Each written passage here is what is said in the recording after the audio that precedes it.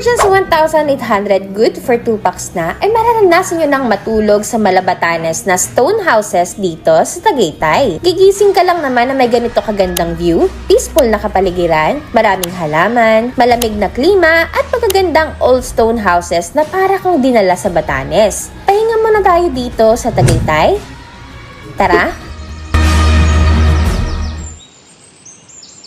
Hello, Lourdesans! Another Lourdes destination na naman with me, OBR Lourdes. If nagkikrave nga kayo sa tahimik at peaceful na kapaligiran, meron kaming nakita dito sa Tagaytay, ang Refuge of Angels Garden Venue na exactly located sa Barangay Ulat, Silang, Cavite. Dahil nga garden to, kaya pagpasok pa lang natin, puro halaman na nga agad yung makikita ninyo. May parking po sila, Lourdesans, kaya walang problema if may dala kayong sasakyan. May malaking space pala dito sa gitna, Lourdesans, na free kayo kung ano yung gusto nyong gawin. Then parang ang magical lang ng feeling ko sa lugar na to kasi ang lalaki ng halaman. Anyways, yung mga bahay pala na nandito, Lourdesans, inspired sa mga bahay sa Batanes, kaya may experience nyo kung ano yung feeling na tumira sa Batanes. Unahin na nga natin yung tutuluyan namin, ang main cottage. Grabe, ang cute ng bahay na to. Ang dami kong na-take na pictures kasi ang ganda niya at kakaiba talaga siya. Unang bubungan sa atin, itong first bedroom. May 4 na single bed, lampshade, electric fan lang po yung gamit kasi ang lamig na po dito, Lourdesans. At ang pinakagusto ko yung bintana na to.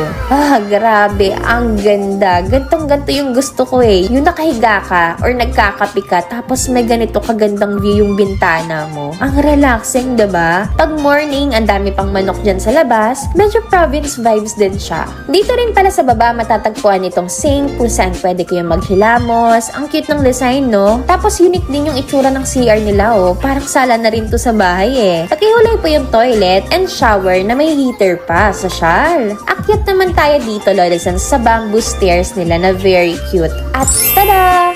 May view po kayo dyan ng garden. Pwede po kayo tumambay dito. At ito naman yung kanilang second bedroom. Halos same lang siya ng first bedroom. Pareha silang may 4 beds at ganitong view sa bintana. Kung ganito lang yung bahay ko, makikita nyo ako dito pag nagtatampo. Char! Then last but not the least ay ang third bedroom naman na may 2 single beds, lamp, and window again with view na parang may daan papunta sa bubong. Ang cute, no? Mabubok nyo nga itong main cottage for just 4,500.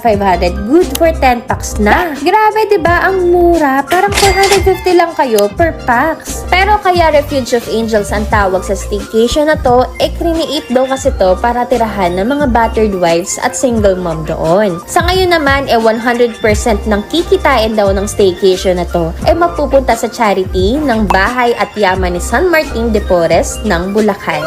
Ayun yung mas nakapagpa-special sa kanila.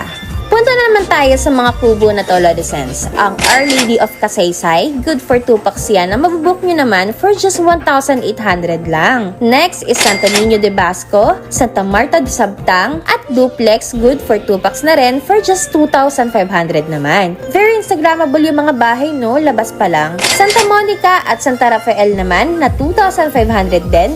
Good for 3 packs naman. If mas marami pa kayo, perfect naman sa inyo itong Santa Monica na good for 6 to 8 packs na for just 4,200. Naku, mukhang matutuloy na yung mga drawing ninyong magtatropa niyan. Actually, ang dami nga rin po pala nagpe-prenup shoot dito, Lourdesans. If gusto nyo naman magluto, meron naman po silang shared kitchen dito, Lourdesans. Then, meron pang place dito kung saan pwede kayo kumain. Pero, napakalapit lang din kasi nito sa mga kainan sa Tagaytay. Kaya pwede rin kayo lumabas or gumala outside. For bookings and inquiries, message Refuge of Angels Garden Venue on their Facebook page. Kaya nga, if you're looking for a unique, peaceful, and Instagrammable staycation, baka ang Refuge of Angels Garden Venue na ang hanap ninyo. Again, this is OBR Lourdes. See you on our next tour destination. Bye!